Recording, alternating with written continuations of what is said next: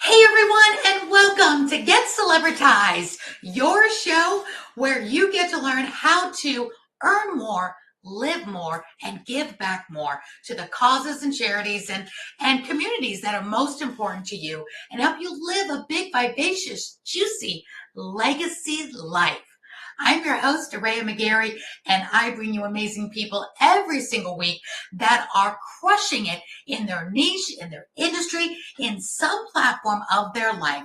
But life wasn't easy to get there. And they come forward to be honest with you, to tell you some of the things that could have derailed them, some of the things in their life that could have completely stopped them in their tracks from ever achieving any of their dreams. But they didn't let it stop them. Not only that, but we dive deep into what worked. How did you get out of that? Did you know the right person? Did you have a right connection? How do you navigate success when life is giving you more than just lemons? It's giving you rotten lemons. So we've all been there and done that, and it's not a one-time thing. Life can bring on many, many obstacles, but we are determined to keep on keeping on. So without any further ado, today is an extra special day because a very dear, close friend of mine, definitely a sister to me, is none other than the gorgeous, the beautiful, the talented Rachel Weaver. She is multi-talented, a multifaceted, successful entrepreneur in so many ways. But some key points I want to bring out to you today is she's a professional keynote speaker. She travels the world speaking on stages. She's on her way to Italy this summer as we speak. She's an event producer. That also brings us back to Italy, which we'll talk about in just a little bit. And she's a wonderful professional red carpet MC for events and the CEO and founder of Amplify and Impact PR and marketing firm. You want press? Rachel Weaver is your gal. Rachel, get your gorgeous, beautiful face up here. Here we go. Woohoo! Rachel, welcome to the show. Finally got you here. Oh, Aurea, I'm so excited to be here with you today. That intro, holy moly. It's like the tip of the iceberg. You're so much more than I even had the time to say. You really are such a strong woman, and you've been through so much, and you have come out on top, but you're constantly seeking more. You're constantly growing. I so admire you for always learning more and pivoting and reevaluating your success and going with new ventures and new things. You never stay stagnant. You never sit on your laurels. And I love and admire that about you so much because that's a talent, a gift, and it's also a decision you make every day to choose success and be the great mother that you are as well.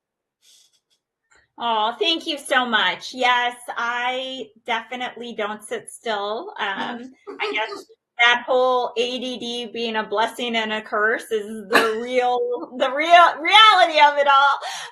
Sitting still is really, we accomplish a lot though, don't we? We get a lot done. We sure do. We don't know how to slow down. But it's also part of, I think, being a true entrepreneur. And, resiliency that comes along with being an entrepreneur. Good word, resilient. Yes, resilient. So absolutely, we have to be ready to roll with the punches and pivot, if you will, which was the, big buzzword back during COVID. Yeah. But the reality of it is a lot of us have had to pivot in life long before COVID, and will continue throughout the years post-COVID. So, yeah. Absolutely. We're going to talk about some of the pivoting you had to do before COVID ever even touched our doorstep. And I think women, we really have that resilience built in us. I love the movie Steel Magnolias for that reason. We are supposed to be this beautiful, delicate flower that just blossoms, but we are hard as nails. And when push comes to shove, we're the ones that are the strength of the family, the strength of our girlfriends. We have that backbone, that steelness to us. I just think it's so relevant. And I've always loved that movie because it focused and spotlighted how strong women really are. We are not, delicate and crumbling and withering away. We really do stand up to time, the test of time for sure.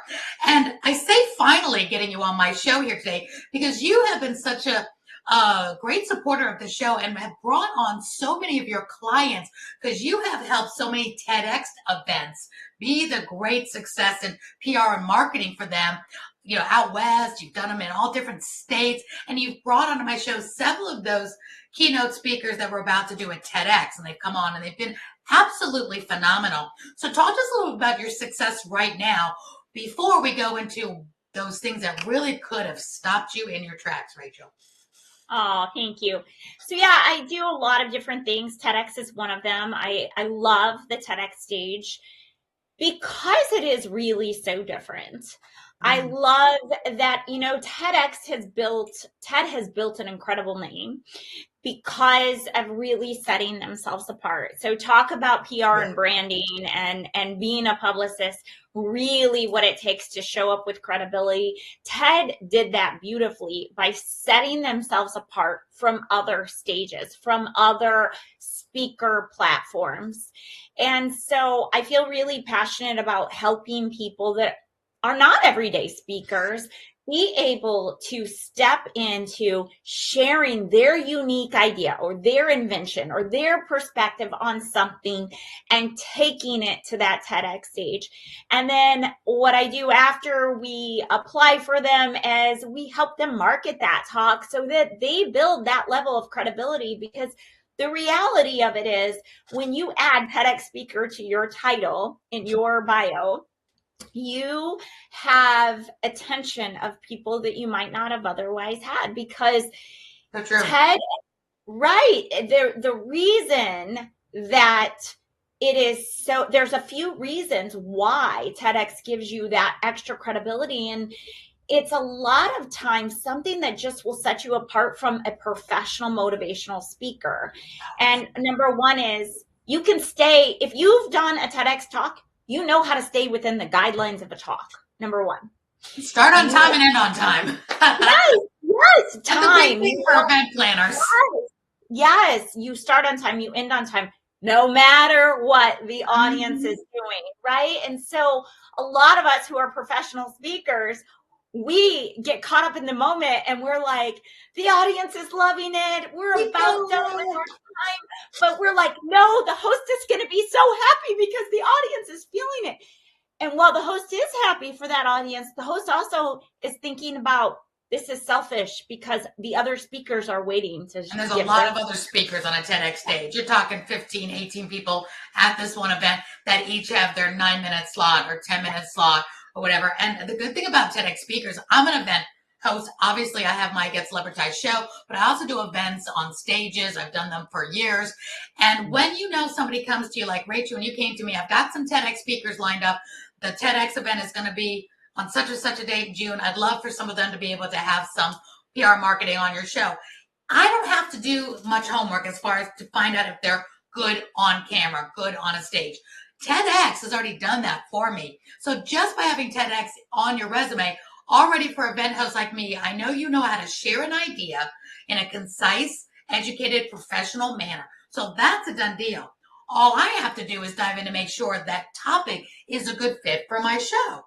So you take out a lot of that guesswork for us. And when everybody comes to us as show hosts and event planners and event hosts, you know, I want to be on your stage. We've got to do our due diligence and do that. TEDx is an automatic, check that box. Let's take it to the next step. So you also work with the TEDx events, and you've helped promote them. You've done red carpet. So tell us just a little bit more about what you do for the TEDx community at large, as well as who your ideal client is to be a TEDx speaker. So TEDx is a one piece to my portfolio, and oh yeah, too many things to really touch on. You're good at all of them. Right, thank you. So really, when people come to me wanting to do a TEDx talk, I really help them craft that idea, put that idea into their idea of a talk. Then I fill out their application for them and submit that application for them. You fill it out for them. That's a huge thing I want everybody to hear, because you have one chance to make a good impression to a TEDx event. And if you do some things wrong, I know when I did mine, my person at the time was saying, you can do just a few things wrong. It looks like you're an amateur. They spot it immediately and they won't want you. And some things you can put in there if you're not educated in that will get you banned. And other TEDx event planners all know each other. It's a tight community of event hosts. So tell us how you kind of know the rules to help them get accepted if they can. Right. So what sets me apart is I've worked with TEDx doing PR for the event specifically. And I have been surrounded by speakers for years and years and years. As I have coached and mentored speakers, I'm always trying to improve my own speaking capabilities. I mean, I studied communications in college and started Toastmasters at 16, but for TEDx, their rules are so specific, right? One word, even in that application, can out you. And so what I like to do for people, and I will admit I have like a 99.9% success rate, because I know exactly what they are looking for when we submit that application. And so I help craft and curate the application so that the curator will pay attention. And you have to make a good first impression. You do. You have to make the first good impression. And then I work with them to say, nope, you have to do that over again. No, you have to eliminate this word. You need to shift this just in your idea alone. So you help them create their speech too, the presentation? Yeah. Wow, and then we coach them. Yeah, we coach them. Then TEDx steps in and we have TEDx coaches that then work with them to memorize their talk. We've helped people memorize their talk in less than 2 days. So yeah, we from start to finish, from idea to the talk being written, from idea to application to the talk being written to the talk being memorized, to then we step into, okay, this is the way you should look. Yeah, your stage presence is everything. So many people they miss the boat when they do that for their TEDx talk. Absolutely. And so I want everyone who's on here listening, who has a dream of doing a talk or who's done a TEDx talk, I want to explain to you a little bit of why you might not have got the same viewership as other people. Oh, and good. Part of that is your stage presence, number one, because we only have a matter of we're so ADD. We have a matter of, less than nanosecond. A nanosecond. Yes. To grab the attention of people that want to listen, right? Otherwise, why are they going to stay on your talk when they can just click next and then next TEDx talk comes up? So that is one thing. Your presence, it's important. Your facial expressions, your smile, the way you're standing, the posture. What you wear. What you wear is really important. So many people think it's not important. It really is. I will argue with people all day long because it's psychology. Absolutely. If you have to attract the right clientele and to share your story, and it's a business stage. It's a college type stage. It's not the time to wear a sequin gown. There's a time and a place for, unless it's part of your presentation. So of course it's a big gift, but it does matter what you wear, how you present yourself. That's why I have my daughter who always dresses me for my events. She did an amazing job. And when you're wearing the right thing, you feel more confident as well. Because I really wasn't even feeling my best coming out of the pandemic. I gained some weight. I'm like, I don't even want to put on anything. And she really dressed me where I didn't feel like I walked out looking like the Goodyear blimp, because it's, how I felt. And she helped me feel good. And it showed in the presentation that I did. So it's really important. I'm so glad you do that. You really are a one-stop shop, Rachel. You do so much, and you get them press, and you get them marketing. So we could talk about this forever, but in a nutshell, because I want to really talk to them about what could have stopped you. I want them to get to know you a little bit on a personal level, because we do business with people we know, like, and trust. And I love your story so much. And that's one reason we're sisters now and do so much together, because we truly care for each other. And it's our stories that kind of bonded us. But I know it's really important when you do a TEDx to, have that support. And you've just been so great, Rachel. So tell us in a nutshell about what could have stopped you. Well, take a deep breath. That's a loaded question. Okay. So the reality of it is there's many things that could have stopped me. I have lived all over the world. I've moved multiple times. Just since leaving. Did I lose you, Aurea? No, I was focusing in on you because you're about to tell your story. Oh! Take the stage, my dear. Oh, okay. I'm so sorry. I'm like, I don't see Aurea anymore. Okay, so I'm new to Wave, so it's all good. Periodically, I'll focus on you. Edit that part out. No, the reality of it is I've moved all over the world. I have lived all over the world just since leaving home for high school. Then I went across country to go to college, and the story just transpires from there. But I fell in love in my 20s, married the person that was really my best friend and, what I thought was quote unquote soulmate. And the reality of it is I had ended up living a very blessed life. Look, we moved all over the world together. We have 2 incredibly beautiful children that I'm so grateful for every single day. And during that time, I did build a very successful business. A couple of them, one in particular that I worked really hard, blood, sweat, and tears, taking my children to work with me. Carrying them in their baby carriers because they were only 18 months old. But throughout that process, we grew the company from 1 state to 3 states, 13 states to 3 countries. What kind of company?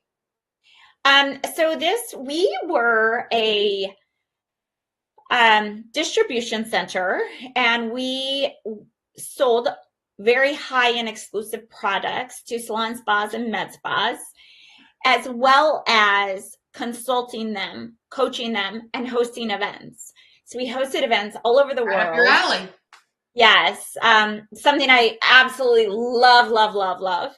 So we hosted events all over the world. We did major hair shows. We now, was your husband in business with you, or was this just your business, or was your husband? No, okay. So this is your business. But we did move a lot for his company. So that he worked for. Okay. And so many times over, my business was in multiple places, but that did create a lot of distress to start over and over again with kids. Right. And then having the opportunity to move overseas was something that was extremely rewarding, but also caused me a lot of traveling back and forth and things like that. Long story short, while my husband did love and adore me, and on the outside, everyone would say, "Oh my gosh, you guys have the most beautiful life. Like, he adores you. I'm so jealous. I wish my husband." He had a sickness, and he hid it very, very well. And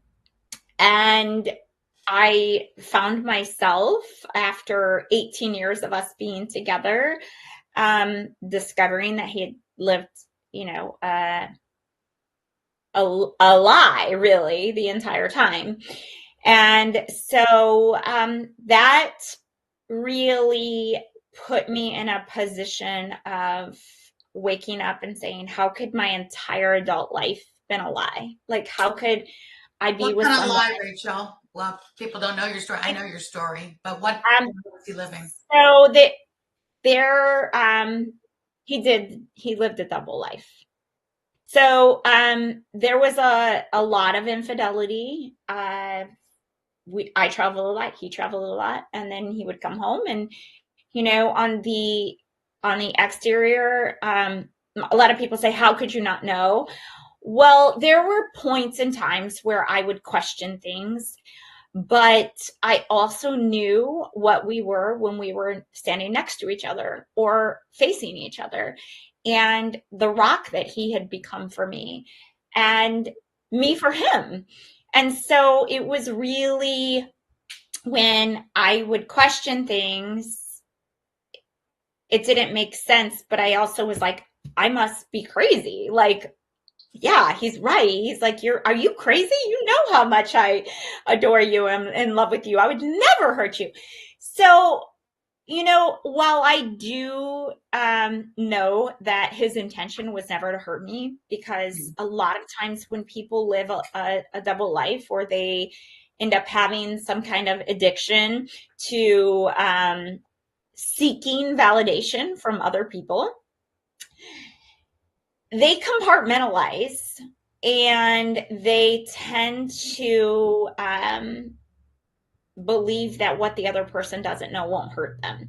Yeah. And so the one thing that I will say is, it does spiral you. I will say, we know through a lot of brain research, like the number one most traumatic thing you go through is the loss of a child, which makes complete and utter sense. Oh, yeah. And nothing can compare. But right next to that is spousal betrayal or partner betrayal. And so we tend to live in a culture, in a society today, with the apps and the everything being so sexualized, that we don't really do the work to understand how much certain things affect us. And we move on and we carry that to the next person if we don't really do some deep work. So I took a long time. It was, I'm not going to lie, it was tough, to go from believing I had this beautiful life to saying, like, oh my gosh, what now? And I had exited my company in 2018. And then discovered one small piece to the big puzzle at the end of 2019, when everything started becoming exposed, and into 2020. So a major life shift happened in my life.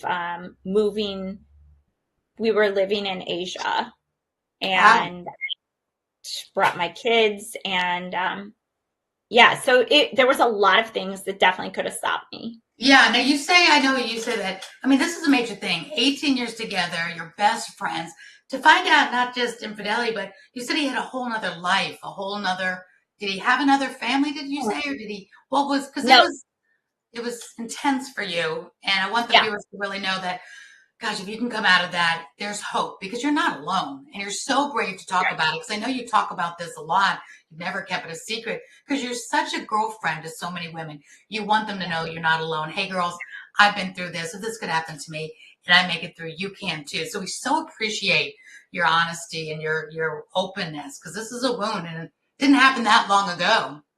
Yeah. So, well, I do want to say, I don't talk openly about this almost ever. So I talk in small groups of women who I think need to hear it. And what I've found is that there's a lot of women that we go into shame. We feel ashamed. What did we do wrong? Right. What did we do wrong? Like, why was I not enough? But the reality of it is, it had nothing to do with you. A lot of the women that I was in intense therapy with, and some of my group therapy after finding out, were Victoria's Secret models. We're very high achieving, successful women who were surgeons, pediatric surgeons, orthopedic surgeons, a lawyer, a judge. Has nothing to do with the woman. Yeah, It has it's nothing, or men, because women do, exactly, women happen to women, men as well. exactly. So yeah, my husband did not. So when we say double life, it doesn't always mean they had another family, Okay. but they lived a secret life the entire time because they're doing these things the entire time. Like discovering that, wow, that one time when I couldn't get a hold of you and I was pregnant with Alyssa and I was sick, you were with someone who is a quote unquote friend of mine. Wow. So there are certain things like that to where it really transcribes into a double life, right? They're Gotcha. living this life outside of everything you see and you know and you believe.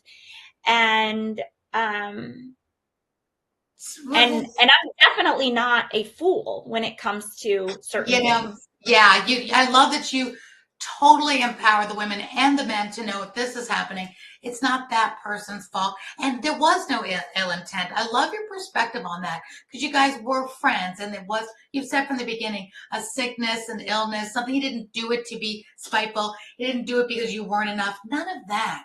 And I love that you were very into psychology and into the brain and really dove deep into this because otherwise it could be more than a woman or a man could handle the Yeah. betrayal. That's second only to loss of a child, something like this happening.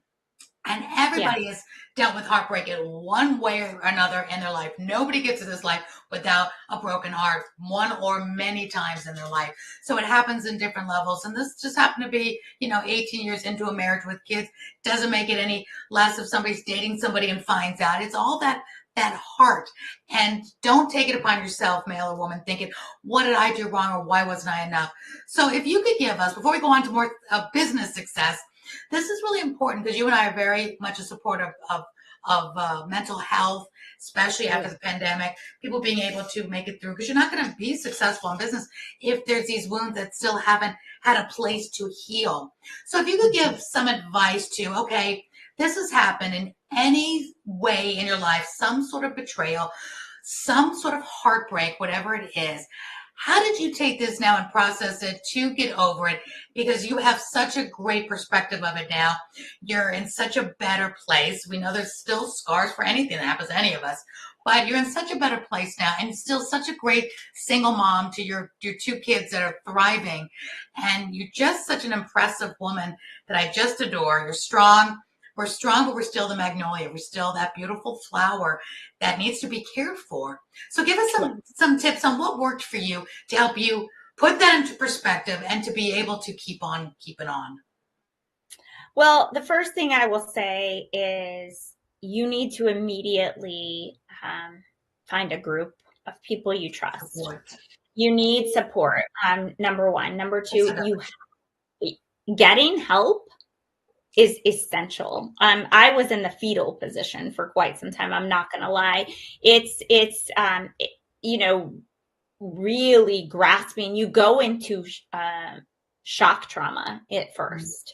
There's definitely different stages and different trauma pieces of all of this that people experience and go through. And often I've seen it time and time again, because I am certified in trauma recovery and neuroscience and all of the things. Was that before or after this, Rachel, when you were certified? So I was certified in NLP and neuroscience prior through Johns Hopkins, and studying the trauma recovery certification also prior. And it was in the midst of discovering that I was finalizing that certification. So it's almost as if God was like trying to prepare me. I've always had this craving and this growth. I've always been like addicted to personal growth. And I think that has really helped me and benefit, it really helped me to be able to know I need to act immediately. I need to get myself into therapy and my children into therapy immediately. And I'm someone who's off and on always been in therapy since I was 19. So I I'm a huge supporter of that, but sometimes therapy is it's just not enough, because the level of trauma that this puts you in is significant. And often what people will do is they will just look for something to numb that rather than to deal with it. Good And point. Really good point, Rachel. Putting a Band-Aid on that is I guarantee you, it will come off. That Band-Aid will come off. So things will rise again. Things will start to happen in your life that you react in a very unhealthy way, and it's because you just stuffed this, and it's no joke. So first and foremost, build a support system, get help. I went as far as going to a trauma recovery center for 5 days and worked with specialists in betrayal trauma. I want you to, we'll put some descriptions. I know Rachel give me some of the time. We'll put them in the descriptions of the show of some nationwide support groups, because a lot of times people don't know where to start. Who do you look for? What kind of therapist? But I love that you're saying it is a trauma. This is a PTSD in play right now, because there's going to be a lot of triggering that's going to happen, never trusting again. It's a lot going on. And Rachel, it is so kind of interesting how you were being prepped for this and happened, and how you help so many other people and women now, especially as you move into these different platforms and stages where you talk about it intimately with other women when the time is right. This isn't your on stage platform, but I like the way you open up when the timing is right, that you're there to help. So we'll put some of those resources that you may have in our descriptions here to help, because just because you know of it, because you're in the industry, you've been down that road, doesn't mean the person that's happening to you today doesn't know even where to start. And not always a Google search will get you the best results. So we would appreciate that. Yeah, we'll put them in the for sure. And also for the person who, is the betrayer. A lot of times they're hurting so deeply, and they're in search of something, and they're living with this significant amount of guilt. And so, it's easy to look at someone who's the betrayer and destroyed their family, to say like they're a horrible person and placing blame. But at the reality of it is there is more to it, and that person needs help just as much too. And so, do you find they get help? Do you find they go into denial? Now, I know your husband was great, and probably because you say he was a really good person. Not all are, but there's all sorts of different spectrums. But you feel, for the most part in your experience, that they are willing to get help when it's something like this. We're not even talking domestic violence right now. We're talking about things like this. Do you find they get help as well, whether it was the male or the female? Well, betrayal is domestic violence. It is abuse. So I want everyone to understand it's abuse. It's psychological and emotional abuse that happens. True. And a marital contract is there's no bigger contract you'll sign in your life, right? So if you're married or you're with a partner in a commitment, that is inside of us. There's no bigger commitment. So I think that it turns into almost an addiction, a brain. There's many different ways it starts. Oftentimes it starts with pornography addiction, and it leads to these secrets. But that's a whole nother conversation for another day. But I do think that a lot of times they're not open in the beginning. So it does take a lot of breakthroughs. Sometimes it takes a lot. A lot of times it's just like an addict, where they have to really hit their rock bottom and lose everything before they get the help. But sometimes, some way, I think that there are people, there's marriages that survive it because the man realizes that he's going to lose everything. So if you are on either side of the spectrum, there is a lot of help out there for the person who is maybe suffering and doing these things behind their partner's back. And then, of course, there is a lot of betrayal trauma therapy groups, support groups, therapists, just like the person who's doing it. There are a lot of support groups out there for you as well to help you. So Well, thank you, Rachel, so much for opening up, because you are such an amazing person. You have such great success under your belt, under your tool belt, and you've been through, a lot of different things. And we can open up, especially to women, and my audience is so many women, which is so great. And I love when people come and just are raw and open, saying, hey, been down this road. I've had mothers on here that have lost children, 6-year-olds, in like the Newtown, Connecticut shooting. Scar Lewis, talk about the worst day of your life, like you said, losing a child, and willing to come on and talk about it, because nobody can relate to that except another parent that's been through it. And then to start a nonprofit to help other parents go through it, because unfortunately that was not the first nor the last time that happened. It's become way too common. Domestic violence, domestic abuse, it's become all too common. And 3 women a day die at the hands of somebody that's supposed to love them, that is committed to love them.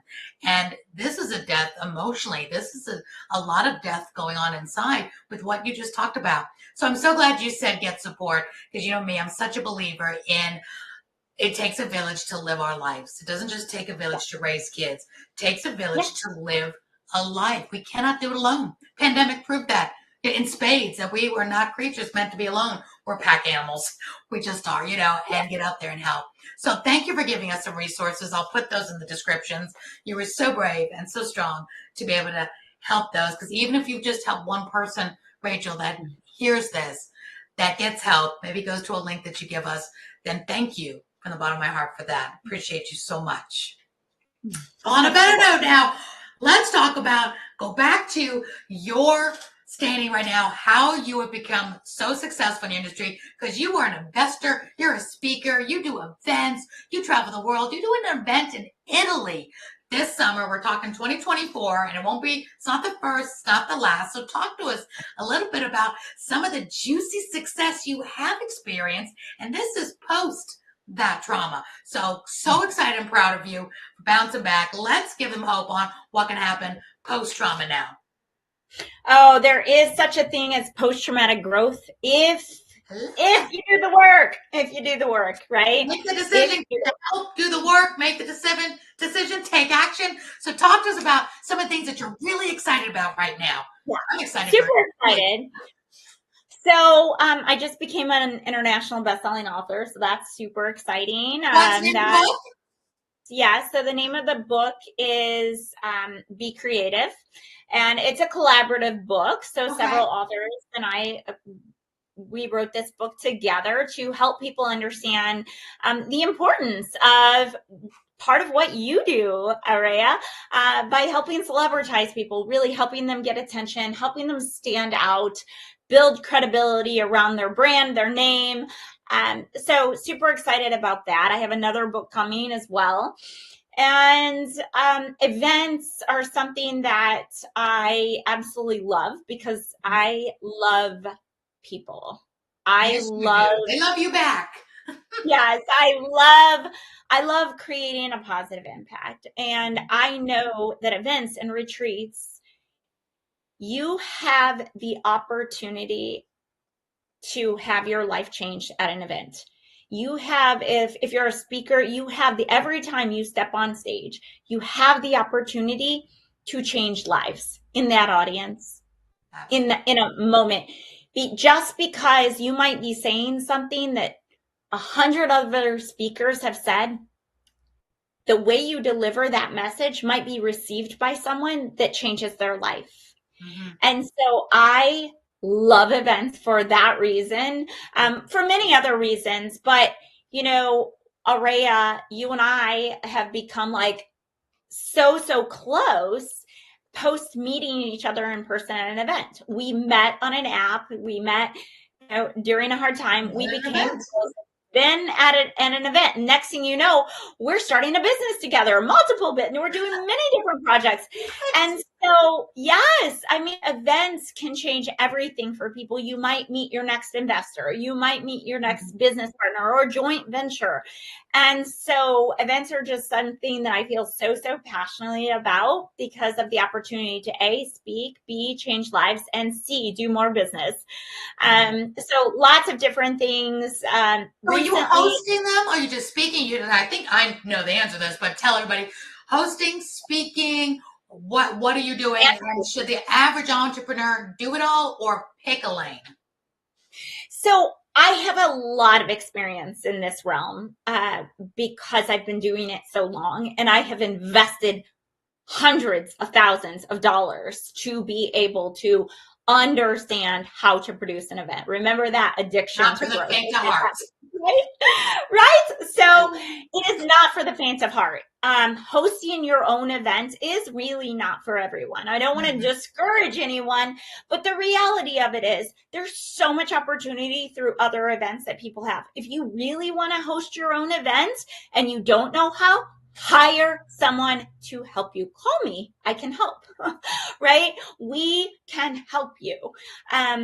People like Aurea and I, we have been there. We've hosted virtual, we've hosted in person, we've produced them.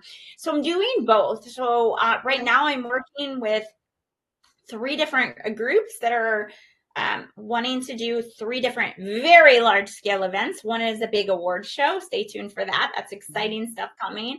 Announcements will be made soon, but I'm producing those events. So my name will be a producer on those events, and I'm putting the logistics together, coordinating everything, really putting it together. I also host my own events. I speak at events. I've emceed events, and other events, I stand outside and I do interviews on the red carpet. Like you're doing one next week. I know people watch this replay for many years to come, but we cannot let this slide, Rachel. What you're doing next week.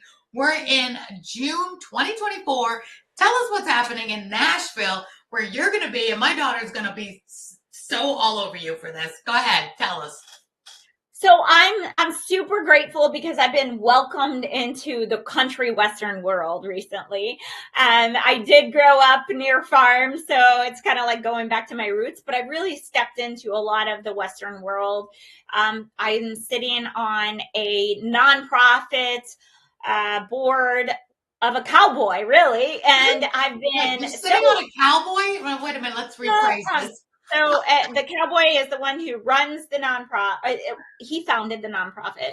So his name is the Cowboy Entrepreneur.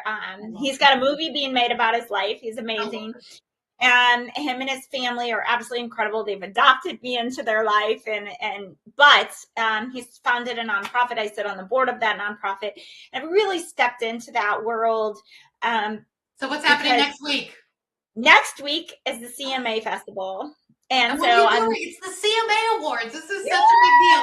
You will be at the CMA Awards next week in Nashville. And what are you going to be doing? And is it because of this collaboration?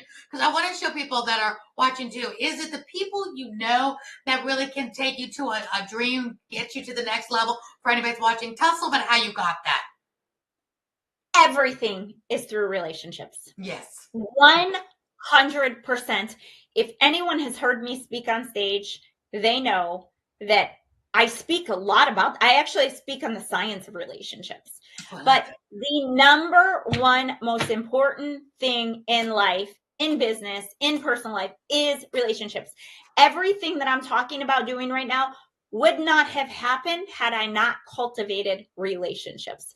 So these opportunities, I did the red carpet pre-Oscars. We interviewed a lot of celebrities, and that was cultivated through relationships. I have been lucky enough to build deep, long-lasting relationships. And so I'm super excited because the Cowboy Entrepreneur, he introduced me to people who introduced me to people. And then I started doing smaller events, building my name and giving myself credibility. So you build that relationship, but then you show up. Yeah. You nurture those relationships. And after nurturing those relationships, opportunities happen. They really do. Yeah, so that is through relationship building that I have this opportunity. I'm super lucky. Stay tuned.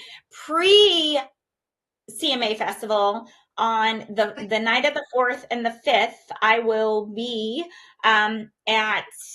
Where can we see it? You'll be the pre-CMA red carpets. Will this be it's on cable? Because I know it's not on the networks do the night of. That's the only time slot they get. But there's always that before and after. So where can we find you and watch you rock that red carpet at the CMAs next week? Well, I'll be doing some behind the scenes. So Heartland TV will have the CMA Festival airing. And then the CMA Award Show, the actual award show actually just happened. And so this is more of a festival where a lot of those performers are coming to the CMA Festival to sing and perform. Yes, super fun. So I just want to make sure that no one's like, oh, she didn't do, but right? Well, it's a festival forward. I love that. I put your so social media down below for you. So the Instagram and Facebook, so everybody can follow you. I'll put it in the description. The Instagram, I am the Rachel Weaver's Instagram, and Rachel Rainer.Weaver. It's right here, because I'm sure you'll be posting clips. Maybe you'll go live so people can follow you.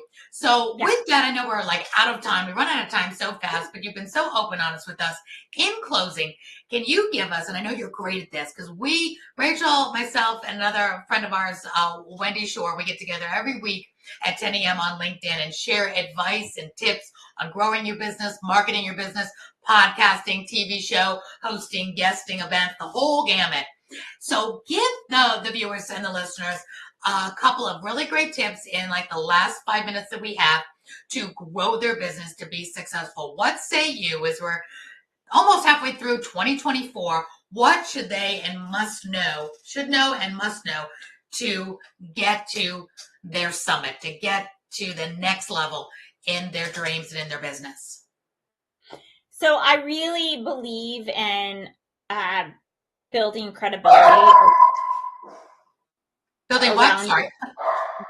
Building a personal brand and credibility around yourself and your business. And I am a firm believer in that. I think it's really, really important. And there's ways to expedite that through press and PR. Being on podcasts like Aurea's, many others.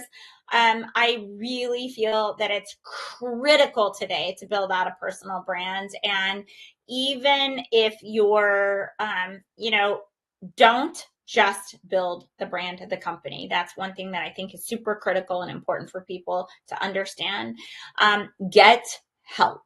And it doesn't always have to be some expensive help, but a support system around you. Super, super important. And then you all are welcome. We're going to be doing business over breakfast in Italy this summer. And in July, during breakfast, we'll be talking business before we go to the winery or the olive vineyard or the beautiful beach and in southern Italy on the Adriatic Sea. We'd love to have you. And just stay connected. Continue to watch podcasts like Aurea's. Be inspired. Invest your time and energy into growth. Yeah, Rachel, so well said. And I think everything you said really wrapped up with a bow. It's about relationships and networking, finding people you actually like to do business with, because we do business with people we like. And stop thinking that somebody's better than you or this you. There is no other you on the planet. So somebody will do business with you, whoever's listening and watching, because they like you. And I'm not you. Rachel's not you. There is no other you. So get in the pool, get in the game, because people can't do business with you and like you unless you're out there. And, Rachel and I are really big on helping you let people know that your doors are open. So it's so important. So I love that you're doing events. I love you going to Italy. And I love you never stop, Rachel, reaching out and collaborating. How important is these collaborations to your success? Everything. Yeah. Everything. What is collaboration? It's relationships.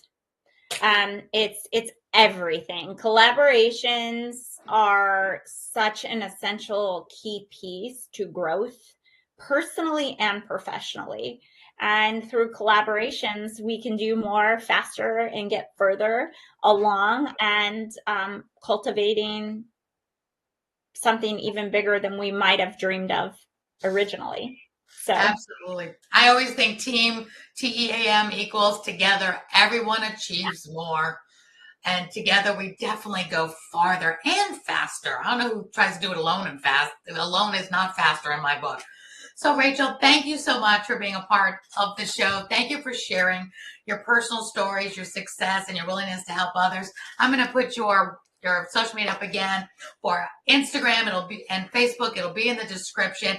And if you're watching and listening to this episode right now, feel free to tap into Rachel. She is so open and so willing to talk and help and just see what she can do to help you to the next level, whether it's post-trauma or whether it's trying to get to be success. And of course, you all know my handles are always here to reach out. And we've got a big, wonderful community coming strong very soon to the world. And we're excited to be able to help women now create their wildest dreams. So Rachel's going to be part of that. Rachel, thank you so much for being here. Thank you again for being part of Get Celebritized. You know I adore you. Mwah. Oh, I love you so much. Thank you, Aurea. Love you too. Thank you so much. And this is Aurea and Rachel from Get Celebritized, helping you earn more, live more, so you can give back more and live your best, juiciest legacy life. Until next time, bye for now. Bye, Rachel. Bye. Thank you. Bye.